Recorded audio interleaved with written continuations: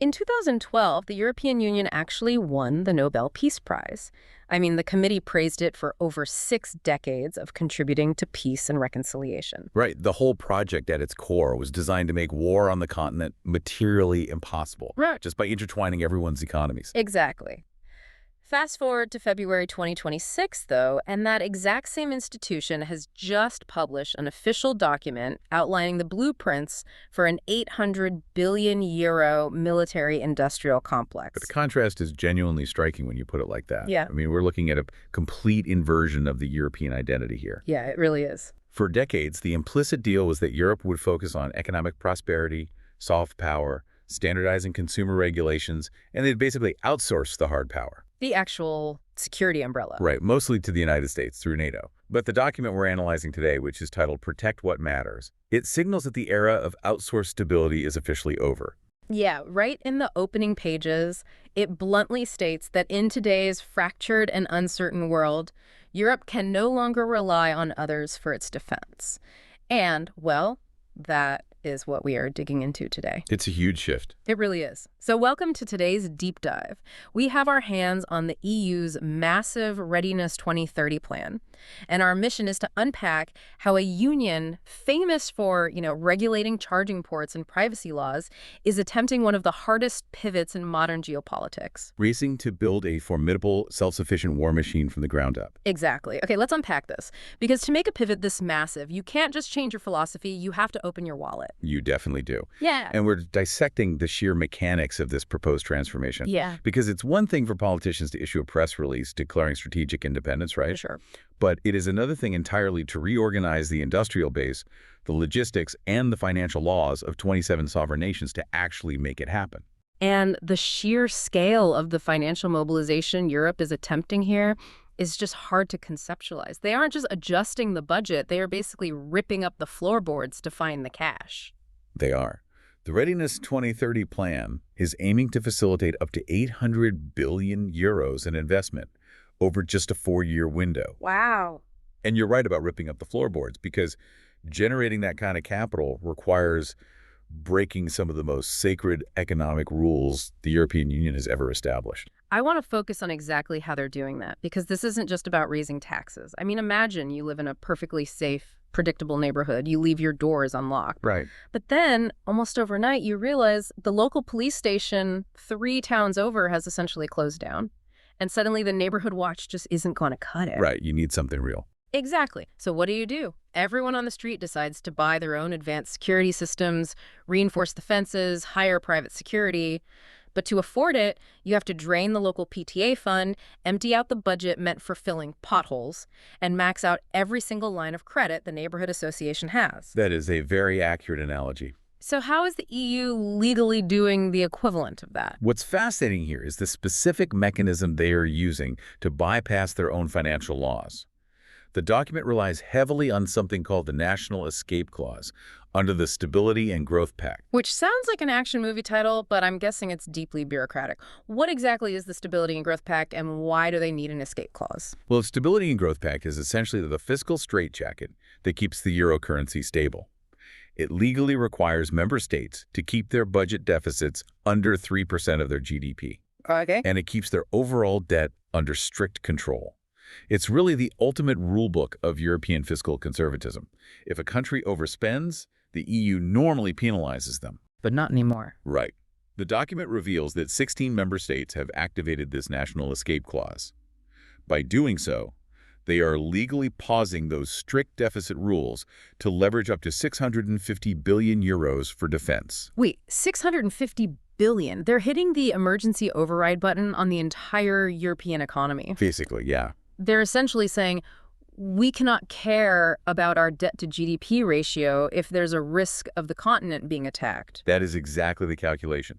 They determine that military readiness supersedes fiscal discipline, and they're pulling other equally drastic levers, too. Like what? Well, they've authorized a new SAFE instrument, which is 150 billion euros in loans, helping 19 member states scale up immediately through joint procurement. They're even changing the mandate of the European Investment Bank. The EIB, don't they usually fund, like, peacetime stuff? Exactly. Historically, that bank exists to fund public transport infrastructure or green energy projects. But now, They're redirecting billions of its lending capacity directly into defense and security projects, specifically $3.5 billion in 2025 and $4.5 billion in 2026. Oh, wow. I even saw a note in the document about redirecting cohesion policy funds. And if I understand correctly, cohesion funds are the money the EU uses to build bridges in poorer regions so their economies can catch up to the richer ones, right? That has been their primary purpose for decades, yes. Upgrading infrastructure, supporting local businesses in disadvantaged areas. And now that's going to defense. Yeah. Giving member states the green light to redirect those specific funds toward defense shows you just how total this reprioritization really is. But having a giant pile of cash, even 800 billion euros of it, is really only step one. I mean, you can't just throw pallets of euros at a border and expect it to shoot down incoming missiles. No, you definitely cannot. You have to physically build the equipment, which leads us to the actual machinery of this plan. How is Europe going to build this stuff? Well, building it is actually the central crisis the document is trying to solve. The EU has realized their defense industry is deeply fragmented, so they're deploying a variety of funds to stimulate domestic manufacturing capacity. For example, the European Defence Fund, or EDF, has mobilized 6.4 billion euros since 2021 for tomorrow's tech, and they have an act in support of ammunition production with a 500 million euro injection specifically for domestic capacity. Because the war in Ukraine proved that high-tech jets are basically useless if you run out of standard 155mm artillery shells in the second week of a conflict. Precisely. The goal is to ensure a constant, reliable supply chain that isn't dependent on factories in other parts of the world. They also have the European Defense Industry Program, which is 1.5 billion euros from 2025 to 2027, just for responsiveness and supply. That's a lot of separate funds. It is. They're also proposing a massive five-fold increase in the next long-term EU budget, dedicating 131 billion euros to a European Competitiveness Fund for defense and space. And they want to fund 4 major European readiness flagships. Okay, I read about these and I really have to push back here because the 4 flagships are a drone defense initiative, an Eastern Flank Watch, a European air shield, and a European space shield. Right. On paper, it sounds incredibly futuristic and robust. But let's look at reality. We are talking about 27 different sovereign countries. Historically, France wants to buy French fighter jets. Germany buys German tanks. Sweden buys Swedish technology. That's very true. They have completely different procurement rules and domestic defense industries that actively compete with one another. So how on earth do you force them to suddenly build a seamlessly integrated air shield? The fragmentation you're describing is widely considered the Achilles heel of European defense. You hit the nail on the head. National protectionism has always prevented a unified military structure. Right. But the architects of this document know that. And they're not trying to change human nature. They are using economics to bypass the politics. How so? Through aggressive financial incentives for common procurement. The document outlines specific grant mechanisms like a 310 million euro grant designed to essentially bribe member states into playing nice. Bribe them. How does that work in practice? Well, the mechanism works like this. If France, Germany, and Poland decide to independently buy 3 different types of air defense systems, they pay full price. Okay. But if they agree to form a consortium and buy the exact same system together, the EU will grant them that 310 million euros to subsidize the purchase. Ah, so they are artificially lowering the barrier to entry if you agree to standardize. Exactly. They're using market forces to drive military integration. If you do this over a few years, suddenly multiple countries are operating the exact same interceptors, using the same radar software, and sharing the same supply chains for spare parts. So an integrated European air shield is no longer this political pipe dream. Right. It becomes a natural byproduct of economic efficiency. You buy together to save a buck, and you accidentally build an interoperable continental defense system in the process. That is a brilliantly sneaky bureaucratic workaround. It really is. But the urgency driving this, the reason they are suddenly so desperate to standardize and build these shields, isn't theoretical. It's happening right on their doorstep. Yes. The war in Ukraine is the undisputed engine behind the Readiness 2030 plan. The document details that 69.3 billion euros have already been provided in military assistance. That's through the European Peace Facility and individual states, right? Exactly. Plus, they've trained over 85,000 Ukrainian soldiers. But the strategy has evolved far beyond just sending aid packages. Here's where it gets really interesting. When you read the section on the new 60 billion euro Ukraine support loan, the language shifts dramatically. It isn't just about handing over surplus weapons from old European stockpiles anymore. No, not at all. It specifically mandates that the funds support Ukraine's own defense industrial capacities and military equipment. They even establish an EU Defense Innovation Office physically located in Kyiv. Why put the office in an active war zone? Because the EU has recognized that Ukraine is no longer just a recipient of aid. Yeah. It is the most advanced, high-intensity military research and development environment on the planet. Oh, By establishing a physical presence there, and by actively integrating the Ukrainian defense industry into the European one, the EU is cementing a symbiotic R&D partnership.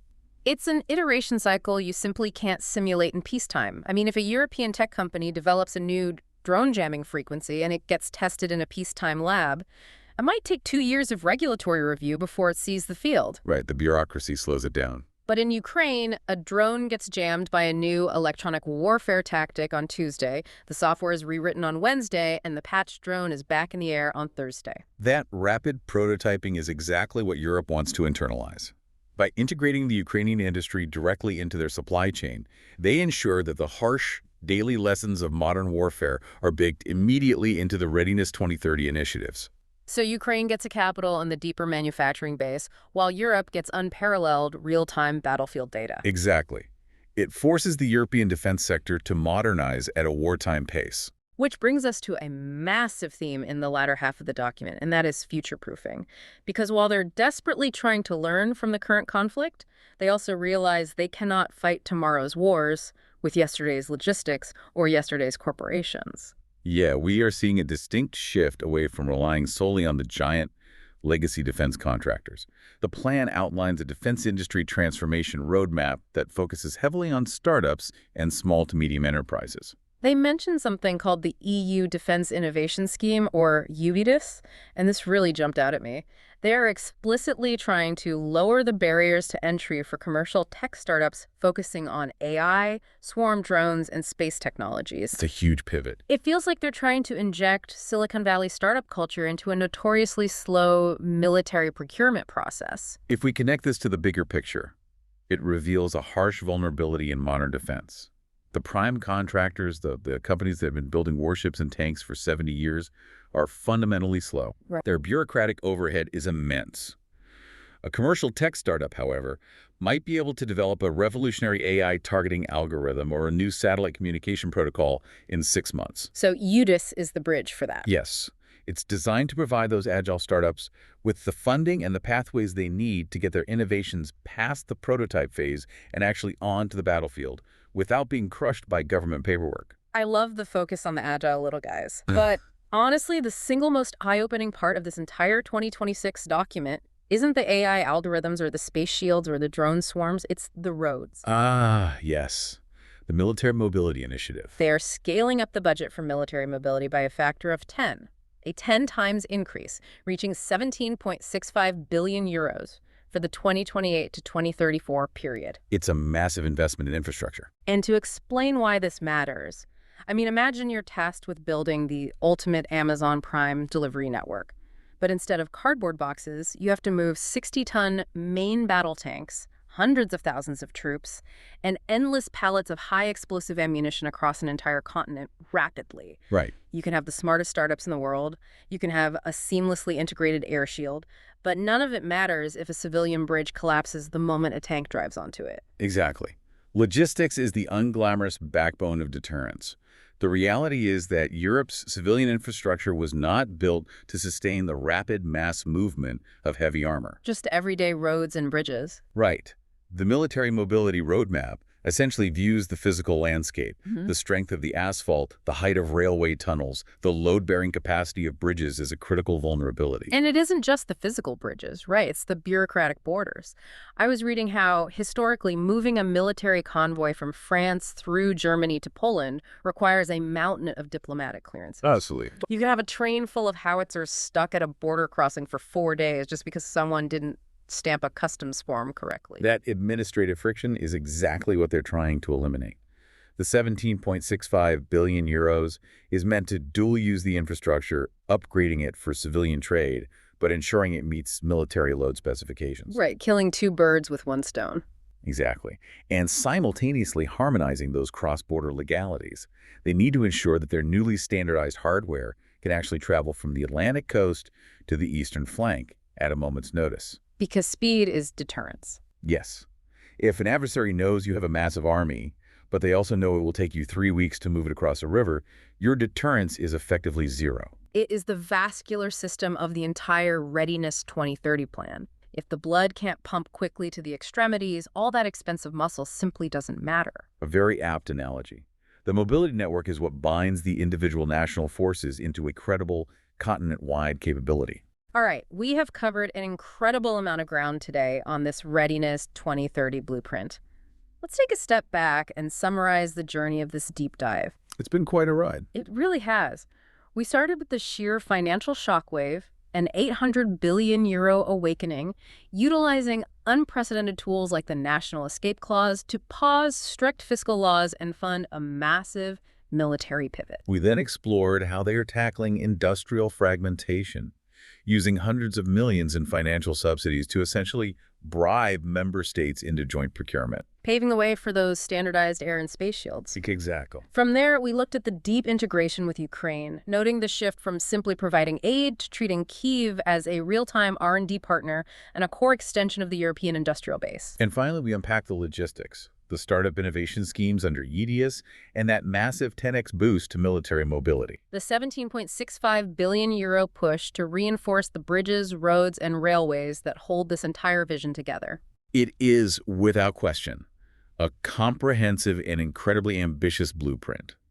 Whether a political entity of 27 distinct nations can execute it seamlessly by 2030 is going to be the defining challenge of the decade. Definitely. But the sheer intent and the financial mechanisms they have already triggered are just undeniable. And why should you, our listener, care about this dense policy document? Because you are actively witnessing a once-in-a-generation rewiring of the global order. You really have a front row seat. You do. The European Union was designed to make internal war impossible through economic trade.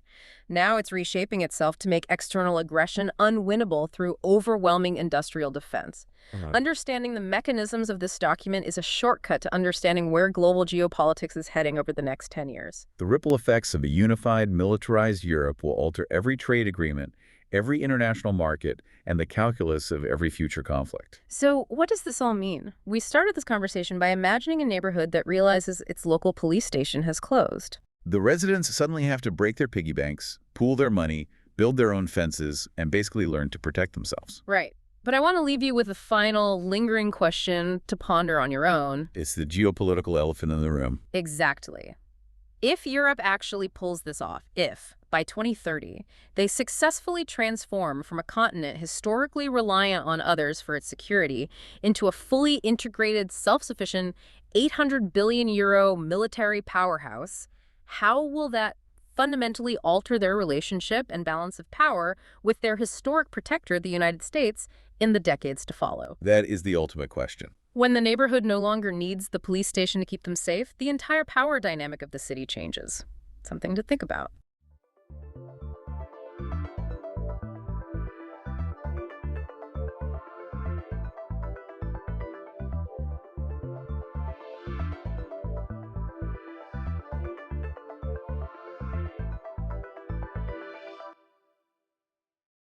You know, if you were to open up your smartphone right now and just look at your text messages, you'd probably see this, like, distinct hierarchy of communication. Oh, definitely. You've got those massive multi-paragraph texts you send when things get deeply emotional or complicated. Right, the novels. Exactly, the novels. And then you have the short, highly functional texts, right? Like, on my way, or buy milk, or call me. Yeah, the quick utility messaging. Right. And we always hear about DNA being this grand blueprint of life and massive proteins being the heavy machinery doing all the physical labor.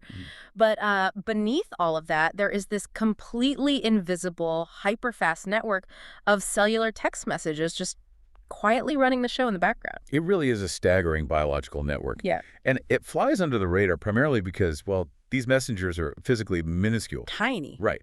But when you actually look at the raw data of cellular function, I mean, their influence dictates almost everything keeping you alive right now. Which is exactly why we're doing this. Welcome to today's deep dive. Today, we are exploring a massive body of research and scientific literature all about peptides. Yes, the biological middle children. The middle children, bridging the gap between, basic single amino acids and those massive complex proteins. And our mission today is really to demystify these tiny chains. And to uncover why they're mediating between 15% and 40% of all protein-to-protein interactions in human cells. Wait, 40%? That is a huge chunk of our biology. It's massive.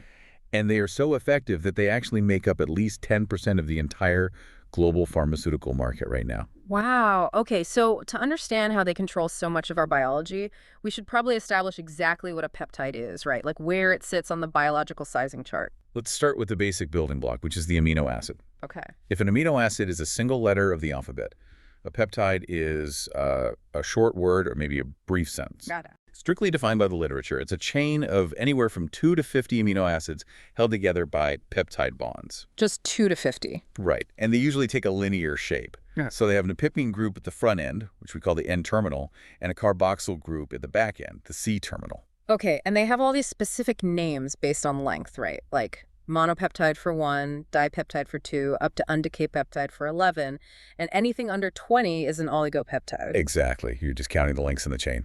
But I want to push back a little on that 2 to 50 cutoff, because the literature highlights this specific threshold, noting that a polypeptide, which is just a longer continuous chain, only officially becomes a protein when it hits a molecular mass of 10,000 Daltons.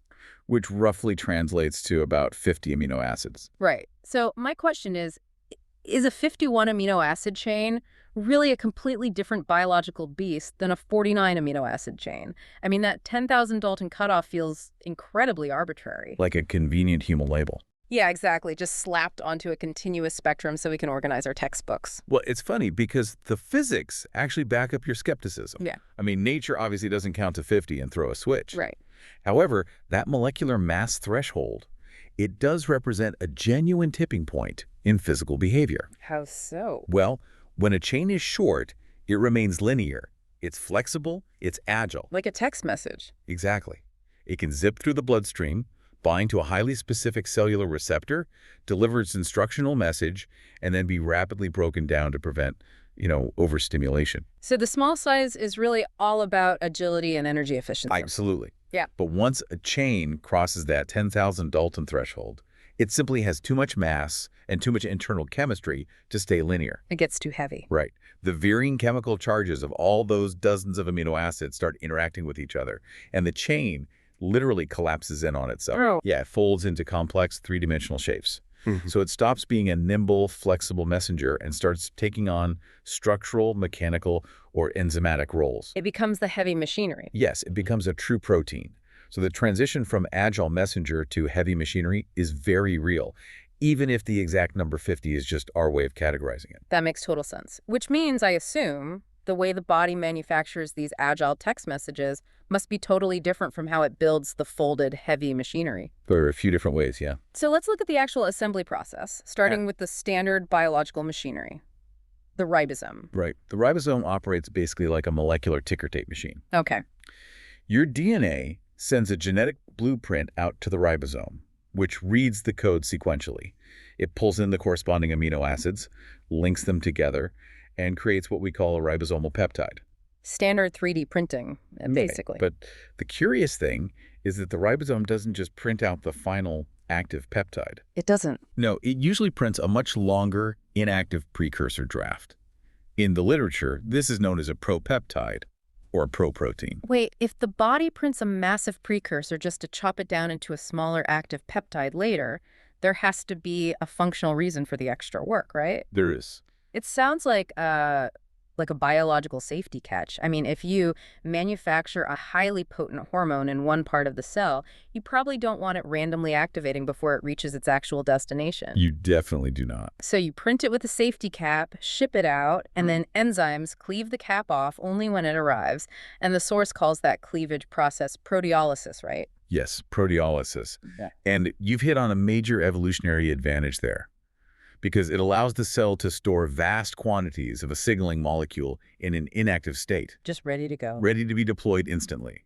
When a stressor hits, The cell doesn't have to wait for the ribosome to read the DNA and print new molecules from scratch. That'd take way too long. Exactly. It just releases enzymes to snip the propeptides, flooding the system with active messengers in milliseconds. Okay, so that's the standard genetic ticker tape method. But the research also details a secondary, completely rogue manufacturing system. Yes. Non-ribosomal peptides. Right. These totally bypass the standard ribosome ticker tape. They do. And you'll find this alternative system primarily in unicellular organisms, plants and fungi. Okay. Instead of a ribosome reading a strict genetic code, these organisms utilize these massive modular enzyme complexes called non-ribosomal peptide synthetases. So if the ribosome is a highly regulated, automated assembly line, these synthetases act more like underground artisan workshops. This is a great way to put it. Because they aren't bound by the strict rules of genetic coding, which means they can weld totally different chemical materials together. No. But exactly what kinds of materials are we talking about here? Well, because these synthetases actually share evolutionary roots with the machinery that builds fatty acids, they frequently churn out bizarre hybrid compounds. They'll fuse peptides directly to lipids, or they'll incorporate strange, rigid chemical rings like oxazoles and thiazoles right into the chain. The obvious question then is the evolutionary benefit. I mean, a microbe fighting for resources in the dirt doesn't have the luxury of wasting energy. No, not at all. So why run a complex artisan workshop to build these hybrid peptides?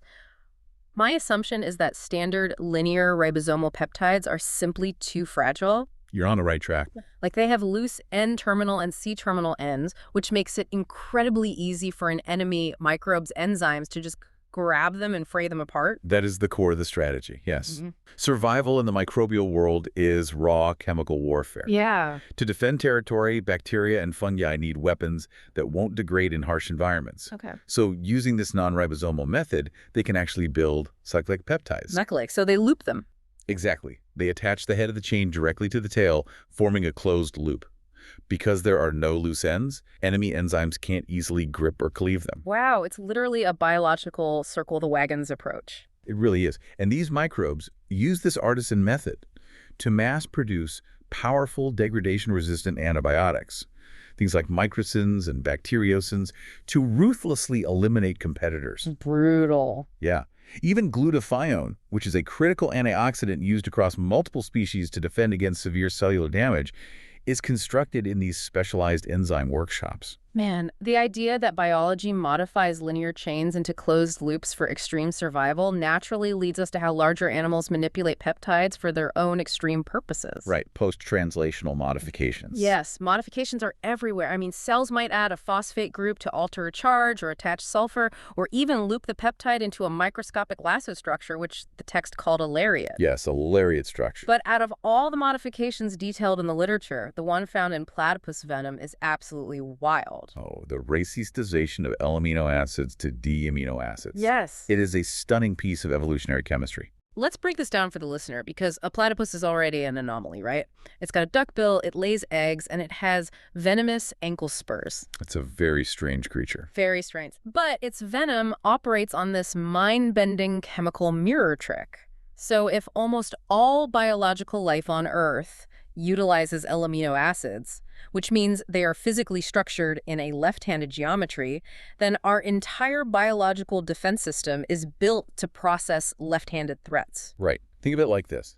Every receptor, every clearing enzyme in your body is essentially shaped like a left-handed catcher's mitt. Okay. It's designed perfectly to catch and dismantle left-handed L-amino acids. So when the platypus venom gland deploys an enzyme that actively flips a specific amino acid in the venom chain into a D-amino acid, which is a right-handed mirror image, it is basically creating an undetectable stealth weapon. Exactly. When that mirrored venom hits a victim's bloodstream, our left-handed catcher's mitts simply cannot catch it. Because it's backwards. Right. They can't even recognize it as a biological molecule.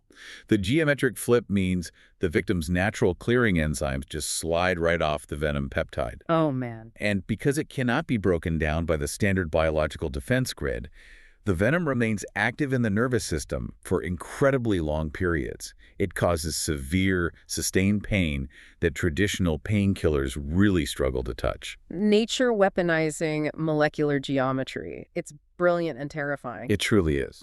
Now, keeping on the theme of breaking proteins down, the research details another highly modified category called peptones. And unlike venom, these aren't weaponized. No, peptones are very different. They are created through aggressive proteolysis or digestion of animal meat or milk. Right.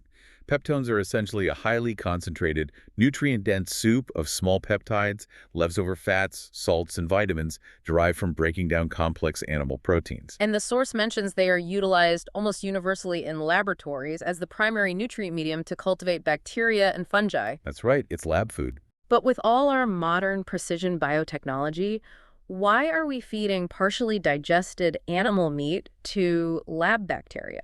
I mean, you'd think it would be cleaner and more controlled to synthesize a perfectly calibrated bacterial food entirely from scratch in a lab. You would think so, but it comes down to the energetic cost of biological assembly. Okay, how so? Think of a bacterium as a mechanic trying to build a fleet of cars. Yeah. If you provide them with perfectly pure, synthesized raw iron and carbon, they have to smelt the steel, forge the parts, and then assemble the car. That takes massive amounts of time and energy. Exactly. So giving them peptones is like, it's like giving them a junkyard of slightly dismantled, salvaged cars. That is the perfect analogy, yes.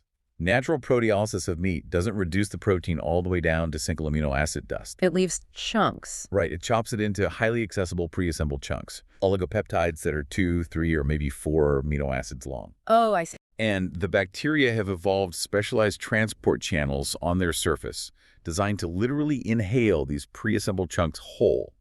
They immediately slot these ready-made biological tools into their own machinery. So nature's messy recycling process is just way faster. Far more efficient. It provides a fast-acting toolkit that a sterile, purely synthetic design really struggles to beat. Man, that's fascinating. All right, so we've covered how microbes build hybrid weapons, how venom uses mirror geometry, and how lab bacteria feast on salvaged peptide parts. Right. Let's bring this directly to human biology, because you mentioned earlier that up to 40% of cell interactions are governed by these chains. How exactly is the human body orchestrating all this traffic? Well, the body organizes this vast communication network into specific functional families based on, where they operate and what they attach to. Okay. For instance, you have neuropeptides, which are highly active in neural tissue and govern brain function. You have peptide hormones, which act as systemic regulators traveling through the bloodstream. And you have lipopeptides, which feature a fat molecule, covalently attached to the peptide chain. And the literature specifically zeroes in on a class of lipopeptides called peptidins and their interaction with GPCRs. Yes. GPCRs, or G-protein-coupled receptors, basically act as the critical sensory antenna for your cells. They just sit on the surface waiting for external signals. Exactly.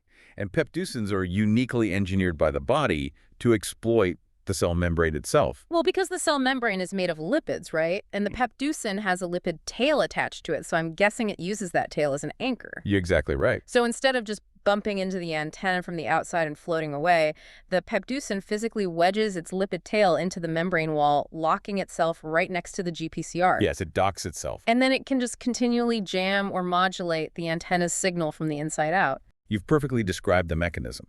By anchoring into that lipid bilayer, peptidins don't wash away in the extracellular fluid. They stay put, which allows for highly prolonged, localized control over how that specific cell reacts to its environment. It's an incredibly targeted system, and when you look closely at these specific peptide families, you start to realize how deeply they govern our daily human experience. Oh, absolutely. Look at the opioid peptide family, for instance. Which includes your endorphins and enkephalins. Right. These dictate our baseline sense of pain relief, euphoria, and stress response. And what's deeply fascinating about the opioid family is how the body synthesizes them. How so? They are largely derived from a single massive propeptide precursor called POMC. Wait, POMC. So instead of printing 10 different pain relief text messages from scratch, the cell prints one massive POMC molecule and then chops it up to release multiple different endorphins simultaneously. Yeah, it's a complete masterstroke of biological efficiency. That is so smart. And then you have the tachykinin family, which operates on kind of the other end of the spectrum, right? Right, the pain side. Yeah, it includes substance P, which is an undecayed peptide 11 amino acids long, that is heavily responsible for transmitting intense pain signals and triggering localized inflammation. And beyond pain, you've got antimicrobial families built right into our epithelial immune defenses, like magnins. Oh, and pancreatic peptides, right. Such as neuropeptide Y, which profoundly drives appetite, carbohydrate cravings, and even fat storage. Exactly. And beyond those systemic controllers, the research outlines some highly specific outliers that function essentially as biological distress flares. Distress flares, like what? BNP is a perfect example. B-type natriuretic peptide. It isn't synthesized in the brain or the gut. It's produced directly within the myocardium, the muscular wall of the heart. So when the heart muscle experiences dangerous levels of physical stretching, like from high blood pressure or volume overload, it immediately secretes BNP into the bloodstream. Yes. And it acts as both a structural distress signal and a physiological mechanism, right? Doesn't it force the kidneys to excrete salt and water to lower blood pressure and save the heart? It does exactly that. And because it's such a reliable, specific signal, modern medicine relies heavily on measuring blood BNP levels to diagnose the severity of heart failure. That's incredible. We also see external peptides profoundly interacting with our biology. Mm. For example, gelane is a peptide isolated from the royal jelly of honeybees that shows potent antibacterial properties. Royal jelly, really? Yeah.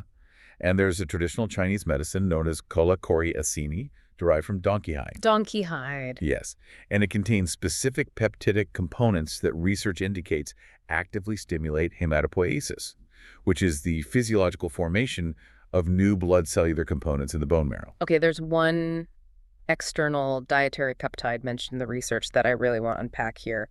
Lactotripeptides. Ah, yes, the milk peptides. Exactly, naturally derived from milk. The text notes that while they might reduce blood pressure, the scientific evidence in human trials is frustratingly mixed. Very mixed. But if our analytical technology is sophisticated enough to map the mirrored geometry of platypus venom down to the individual atom, why is it so difficult to definitively prove whether a simple 3-amino acid chain from milk lowers blood pressure? The great question. And the difficulty lies in the difference between studying a molecule in a sterile petri dish versus studying it inside a living, breathing human. Because it's chaotic. Exactly. As we established earlier, the human body is a deafening symphony of peptide signaling. At any given millisecond, millions of overlapping messages are firing to raise pressure, lower pressure, manage stress, balance electrolytes. So if you isolate a lactotripeptide in a vacuum, you can clearly see the chemical mechanism where it inhibits an enzyme that constricts blood vessels. Right, the mechanism works in isolation. But when a human actually drinks it, that tiny 3-amino acid chain gets thrown into a biological hurricane. A literal hurricane, yes. It gets degraded by aggressive stomach acids. It has to absorb through the intestinal wall, and then it has to compete with thousands of louder systemic signals just to be heard. Exactly. So the mixed evidence doesn't necessarily mean the mechanism is fake. It just exposes the absolute limits of isolating one variable in an unimaginably complex system. Right. You cannot decode the plot of a massive novel by analyzing a single 3-letter word out of context. The systemic noise just drowns out the isolated mechanism. Which perfectly transitions us to the modern frontier of this science. Because knowing how depthly these tiny chains control our biology, researchers are no longer content just observing them or extracting them from milk. No, we are far past that. They're actively engineering them from scratch. And the research extensively covers the development of self-assembling peptides. Yes. This is where biology completely merges with material science. Scientists are synthesizing specific amino acid sequences engineered to automatically organize themselves into larger, highly complex nanostructures without any external guidance. Let's focus on the mechanism here, specifically regarding peptide dendrimers, because these are described as highly branched, tree-like molecular structures. How does a linear chain of synthetic text messages suddenly decide to build itself into a microscopic tree? It relies entirely on the chemical personalities of the amino acids used. Personalities? Yeah. Some amino acids are strongly hydrophobic. They aggressively repel water. Others are hydrophilic. They are chemically attracted to water. Okay, so it's a push and pull. Exactly. Okay. By meticulously sequencing a peptide with alternating water-loving and water-hating sections, scientists can drop that peptide into a fluid environment like the human bloodstream. And the instant it hits the water, the hydrophobic sections violently tuck inward to hide, while the hydrophilic sections pull outward. Yes. And that violent push and pull forces the entire structure to snap into a specific, predetermined 3D shape, almost like a microscopic cage. A cage is a great way to picture it. And that hollow cage can be loaded with therapeutic payloads. Like what? like fragile genetic material or highly toxic chemotherapy drugs, encapsulating them safely until they reach the target tissue. Man, that structural delivery system connects flawlessly to the next major engineering breakthrough mentioned, cell-penetrating peptides. Yes, there are Trojan horses. Right, because the loud bilayer of a human cell is this incredibly strict, heavily guarded barrier. Its entire evolutionary purpose is to keep the outside world out. It is a fortress. And traditionally, getting a large drug molecule inside a diseased cell required utilizing brute force, which often just destroyed the cell in the process. But cell-penetrating peptides are sequences specifically engineered with a high concentration of positively charged amino acids. Yes, positive charges. And since the surface of a cell membrane carries a negative charge, the peptide essentially acts as a molecular skeleton key. It binds to the negative charge, subtly reorganizes the lipids, and physically slips right through the barrier without lysing or breaking the cell. It's incredible. By covalently attaching a therapeutic drug to one of these cell-penetrating peptides, modern medicine has essentially created a biological Trojan horse. We can sneak right past the guards? Exactly. Yeah. We can now bypass the body's natural defenses to deliver highly targeted treatments directly into the cytoplasm or even the nucleus of a diseased cell, leaving all the surrounding healthy tissue completely untouched. Wow. And finally, we have peptidergic agents. Yes. These are synthetic drugs explicitly designed to directly modulate the peptide systems already running in the body. For instance, opioidergics are designed to target the opioid neuropeptide system. Right. So instead of flooding the body with an external blunt force chemical to mask a symptom, these drugs are architected to fluently speak the body's native peptide language. They interact directly with the receptors to upregulate or downregulate the actual text messages your brain is sending regarding pain, mood, or inflammation. It's so elegant. Really represents a massive paradigm shift from blunt chemical intervention to precision molecular modulation. It fundamentally changes how you view the machinery of life. I mean, we started this journey by looking at the simplest 2 to 50 amino acid chains, the short, hyperspecific text messages of biology. We did. We saw how evolutionary pressure forced microbes to build non-ribosomal artisan workshops, turning out cyclic hybrid weapons to survive in the dirt. We explored the extremes of post-translational modification, from the mere D-amino acids in platypus venom that render it invisible to our immune system, to the highly efficient salvaged peptone chunks derived from digesting larger proteins. And we saw how these functional families run our own internal networks, culminating in a future where we leverage chemical affinities to fold dendrimers into tiny cages and utilize positive charges to slip biological Trojan horses directly through cell walls. The core realization here is profound. I mean, the next time you experience a sudden shift in mood, a spike in hunger, a response to a breakthrough medication, or even the sharp sting of venom, you'll understand the hidden mechanism at play. It's peptides all the way down. A microscopic, perfectly ordered chain of peptides is quietly executing that command behind the scenes. It is the invisible scaffolding of biology. And it leaves me with one final question to consider. What's that? Well, we know that a single geometric modification, just flipping an amino acid left to right, can turn a benign biological chain into an undetectable stealth weapon. Right, the platypus venom. Yeah. So as our engineering capabilities advance to the point where we are writing our own synthetic peptide sequences from scratch, what completely undiscovered, highly complex text messages might we soon be able to write, fold, and send directly into the operating system of our own DNA? That is the exact frontier researchers are standing on today.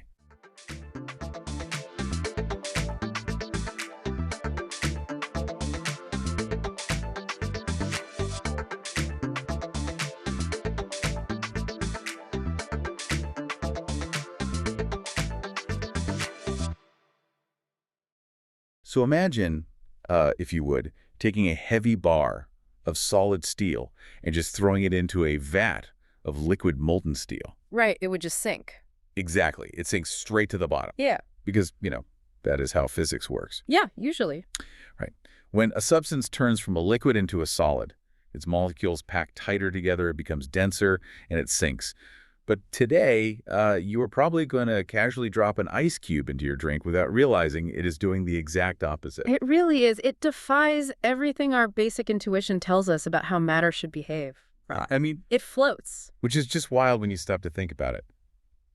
Welcome to today's deep dive. Ah, You, the listener, have handed us this massive, comprehensive encyclopedia entry on ice. And it is so much more than just frozen water. Oh, absolutely. Our mission today is to decode this seemingly mundane substance that you probably have in your freezer right now. We're going to reel it for what it truly is, an incredibly exotic mineral, a feat of historical engineering, and basically the absolute linchpin holding the Earth's climate system together. Yeah, and it really is the ultimate hidden in plain sight paradox. I mean, we treat ice as just, background noise on a hot summer day. Just a way to keep your soda cold. Right. But if we look at the strict rules of geology, ice ticks every single box to be classified as a mineral. Wait, an actual mineral, like officially? Officially, it's naturally occurring, it's completely inorganic, and it has a highly ordered, rigid crystal structure.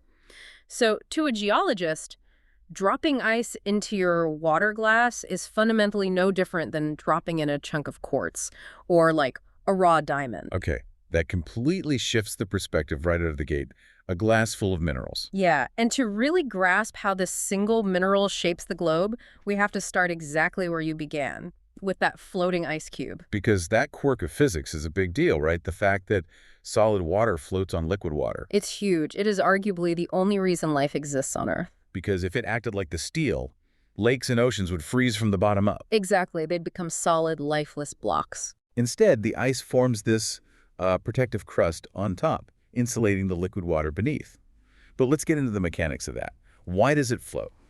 Well, the sources explain that when water freezes at standard atmospheric pressure, it becomes about 8.3% less dense than liquid water. Right, and it expands by 9% in volume. Yes.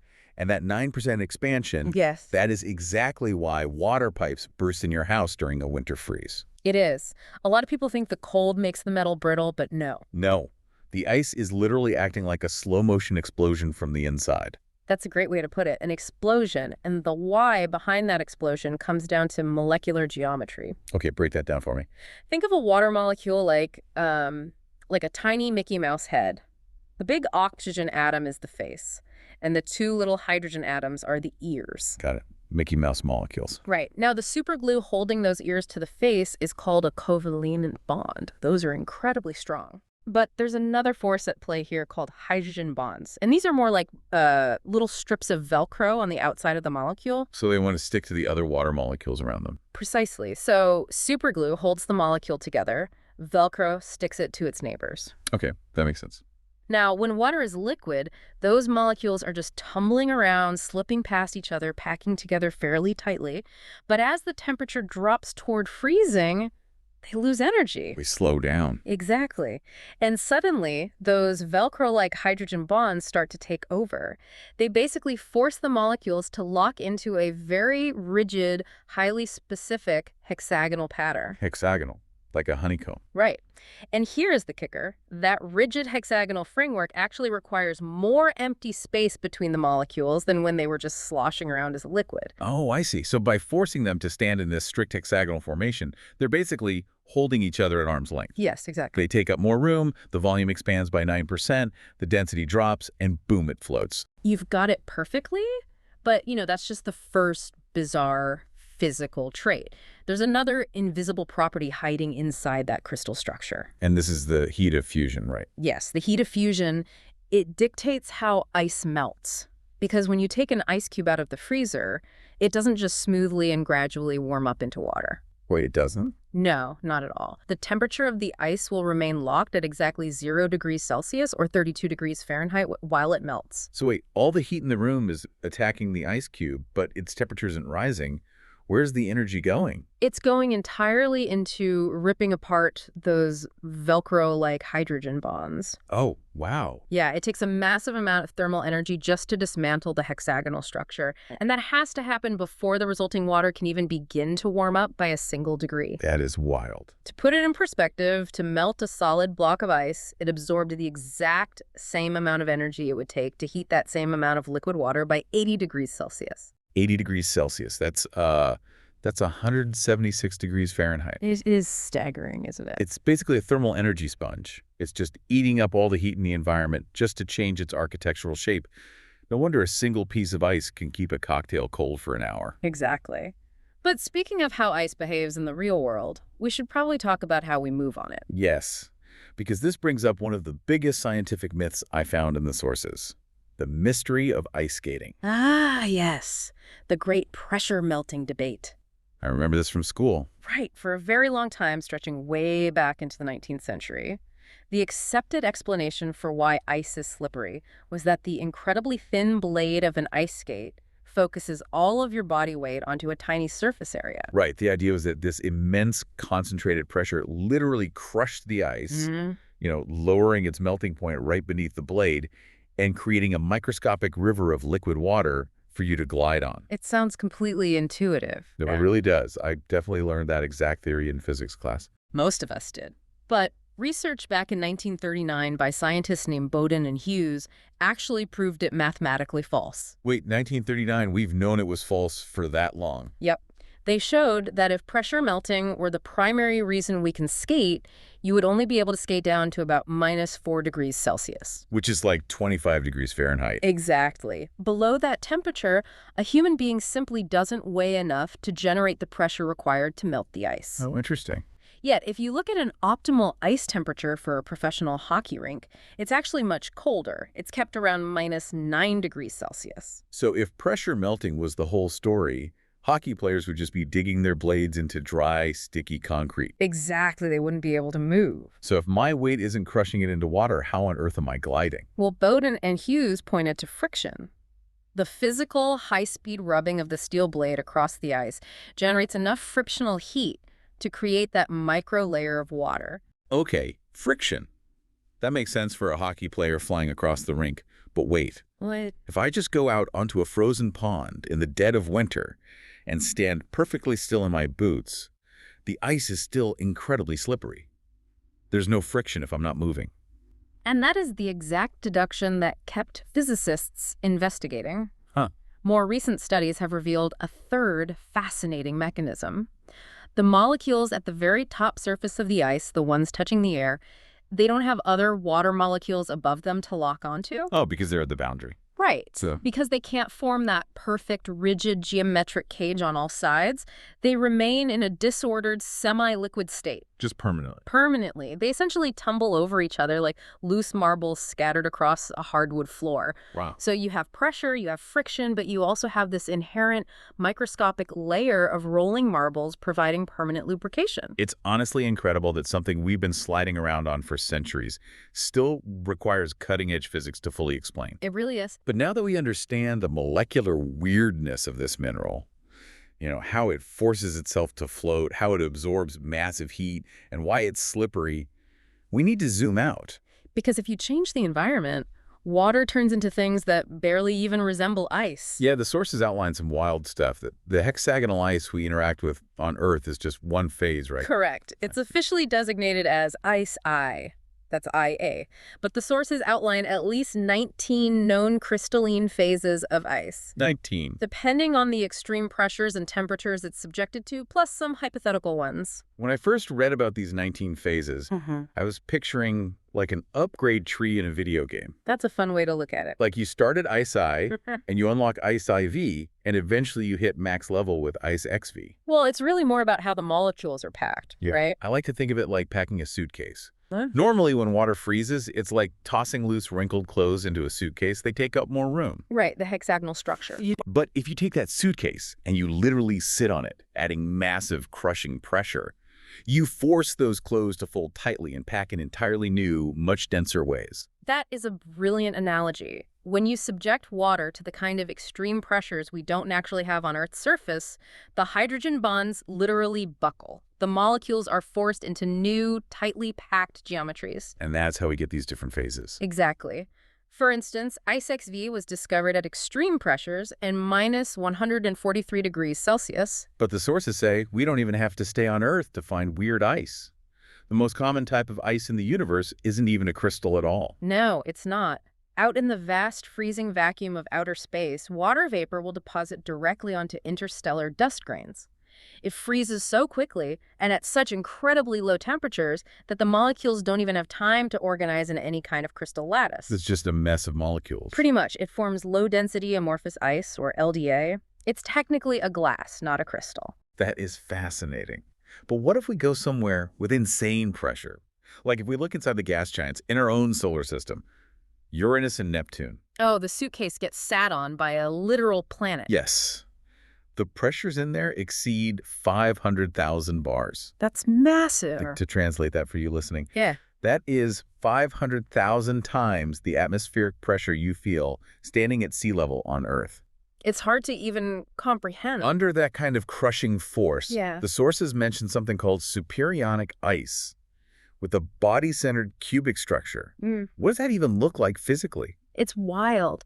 Under that pressure, the oxygen atoms lock into a rigid, cube-like cage, but the hydrogen atoms, remember the ears on our Mickey Mouse? Yeah, the ears. They get completely stripped off. They literally melt and flow freely through the rigid oxygen cage like a liquid metal. Wait, really? Yeah, it's a solid block of ice that conducts electricity and behaves completely differently than anything in your freezer. That sounds like an alien artifact. But, we don't even need to go to Neptune to see ice behave strangely. Just look at Earth's oceans. Oh, absolutely. When the sea freezes, it goes through these highly specific stages driven by fluid dynamics. It does, because seawater doesn't just snap into a solid sheet all at once. It begins as tiny millimeter-scale crystals floating on the surface. These are called frizzle ice. Frizzle. Right.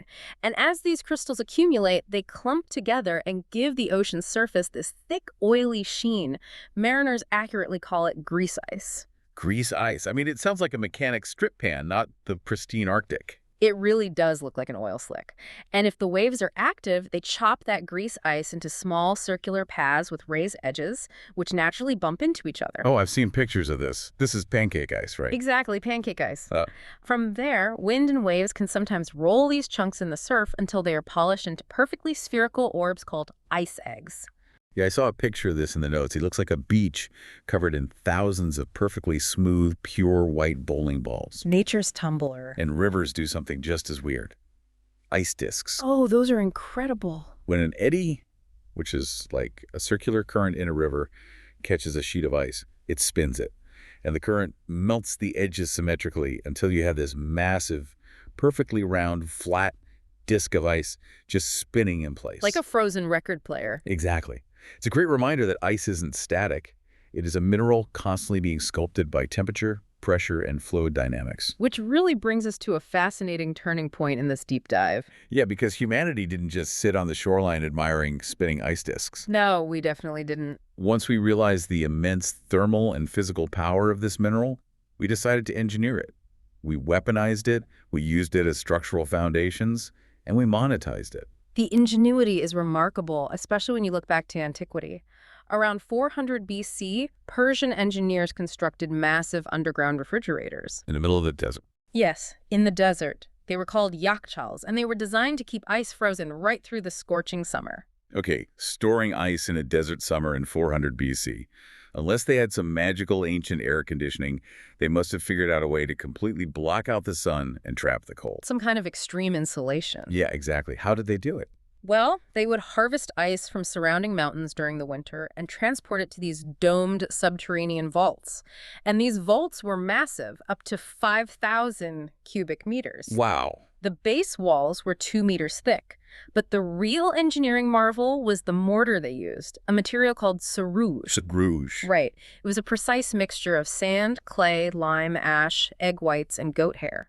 Egg whites and goat hair. Mm-hmm. I mean, it sounds like they were brewing a potion. Why would that work? It's actually brilliant chemistry and material science. The egg whites acted as a hydrophobic or water repellent binder. They made the mortar completely impenetrable to moisture.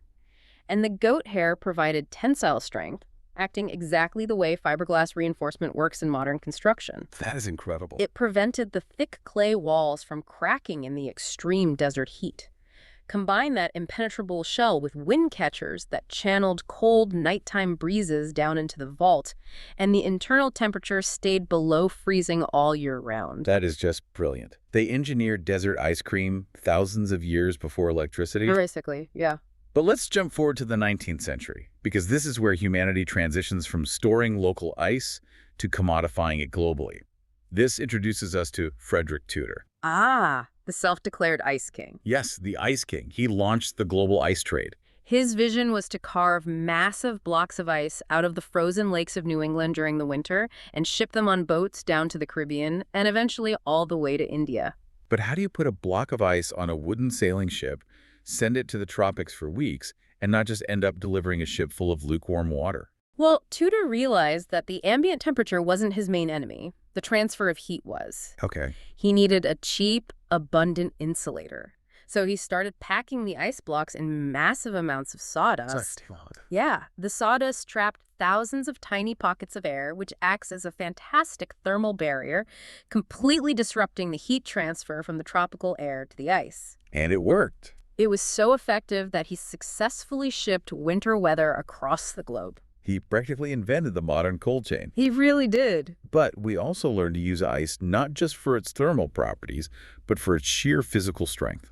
Which brings us to World War II. The Siege of Leningrad. Right. During the brutal siege of Leningrad, the German army had the city entirely cut off by land.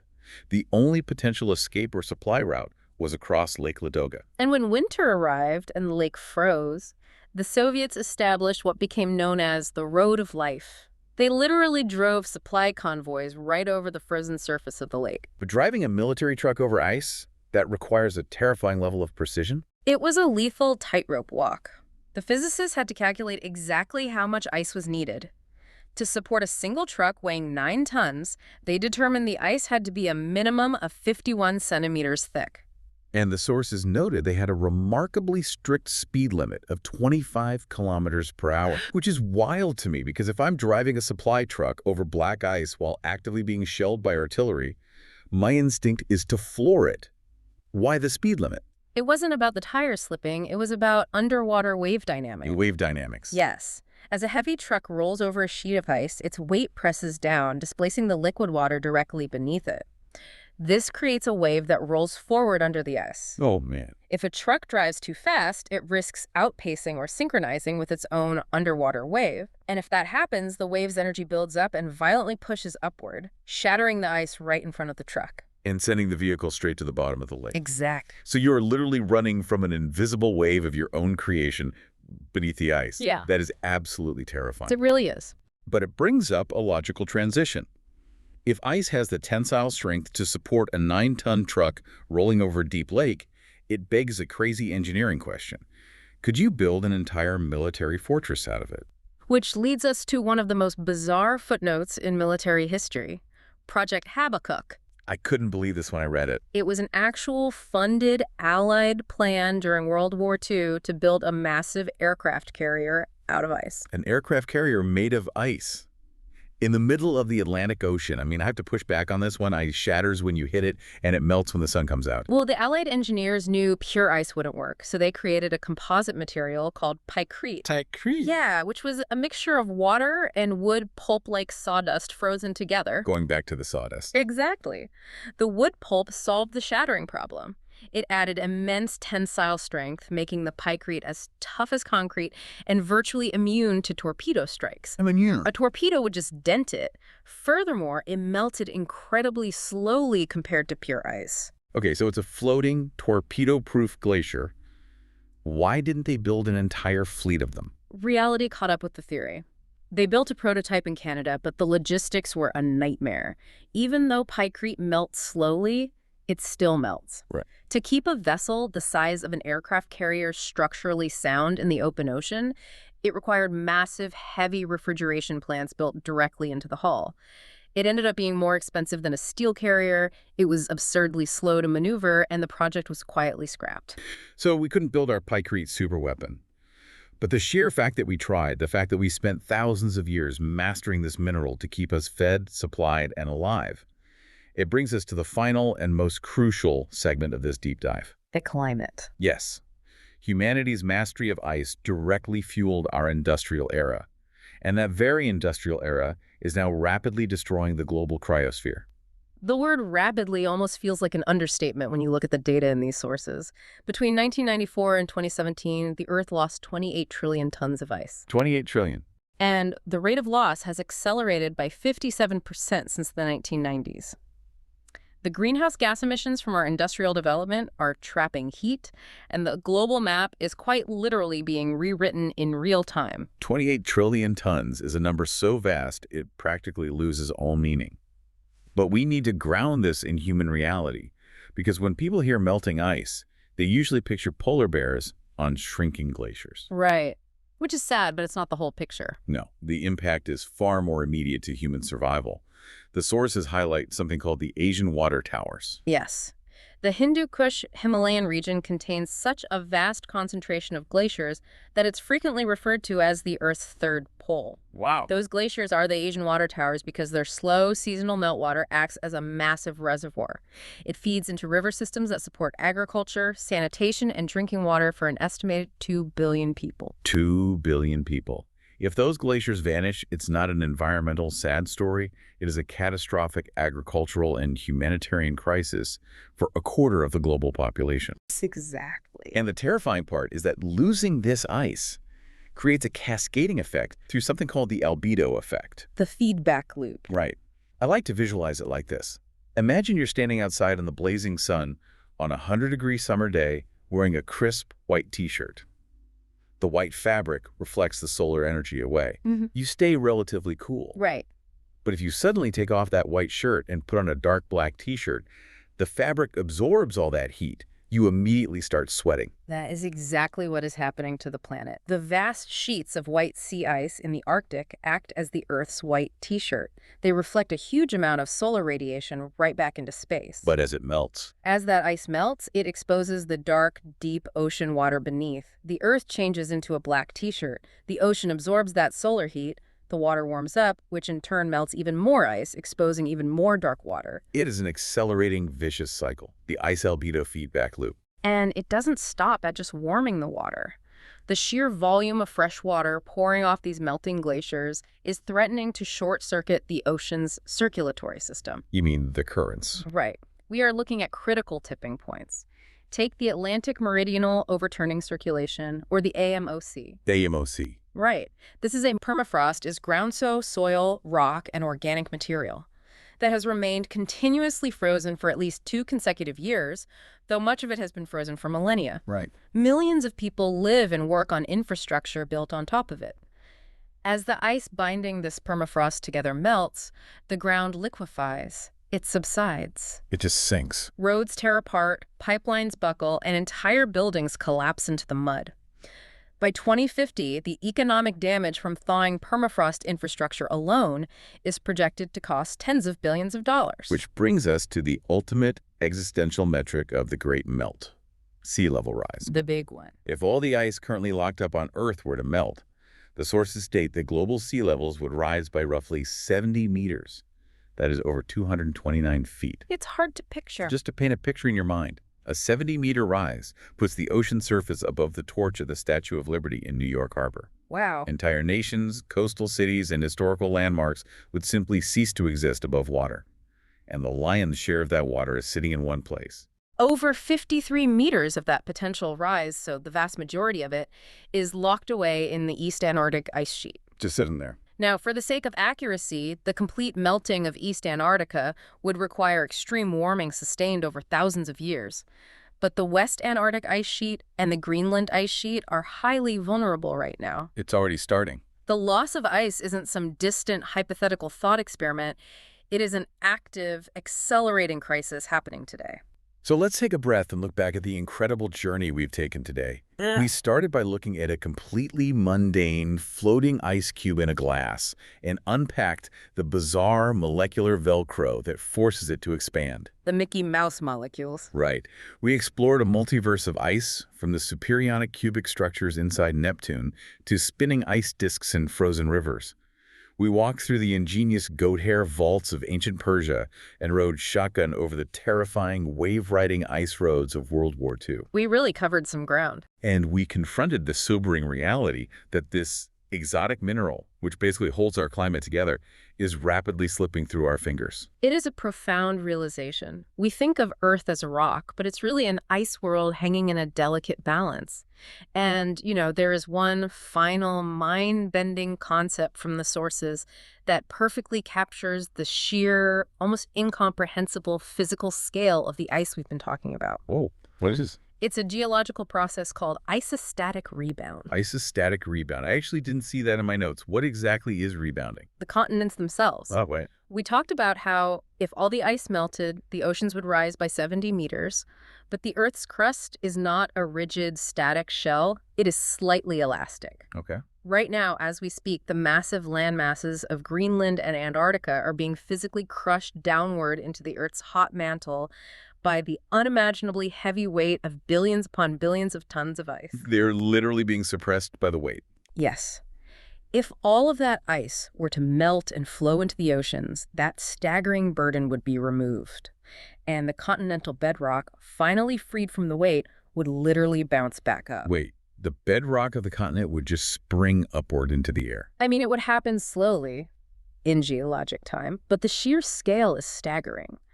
On average, the entire landmass of Greenland would rise by 301 meters. 300 meters. And Antarctica would rebound by an average of 494 meters. In the very center of the Antarctic continent, the land would thrust upward toward the sky by nearly a full kilometer. A full kilometer. I want you to just hold that image in your mind as we sign off. We worry, rightfully so, about the oceans rising up to swallow the coasts.